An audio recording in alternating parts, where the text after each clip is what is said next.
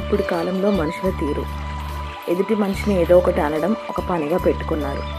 ఏడిస్తే నాటకం అంటారు, నవ్వితే ఏం బాధలు లేవు అంటారు, మౌనంగా ఉంటే తప్పు ఒప్పుకున్నారు అంటారు, మాట్లాడితే చెడ్డవాడు అంటారు, మాట్లాడకపోతే అహంకారి అంటారు, బ్రతికి ఉన్నప్పుడు ఎప్పుడు చస్తాడో అంటారు, చచ్చాక అయ్యో పాపం అంటారు.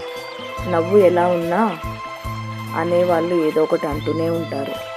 అనే వాళ్ళ కర్మకు వదిలేసి బతకడమే మన లక్షణం. ఇప్పుడు లోకంలో బతకాలి అంటే ఎదుటివారు ఏమంటున్నారా ఏంటి అనుకోకుండా మనకి నచ్చినట్టు బతకడమే మనం నేర్చుకోవాలి. మనల్ని వాళ్ళేదో అంటున్నారు, వీళ్ళేదో అంటున్నారు అంటూ మనం ఆలోచిస్తూ ఉంటే ఎప్పటికీ ఎదగలేము. అండ్ ఎప్పటికీ మనము అవే బాధలతో నలిగిపోతూ ఉంటాము. నాకు అనిపించింది చెప్పాను. నచ్చినట్టయితే లైక్ చేయండి, షేర్ చేయండి, సబ్స్క్రైబ్ చేయండి. Thank you for watching my channel. Thank you.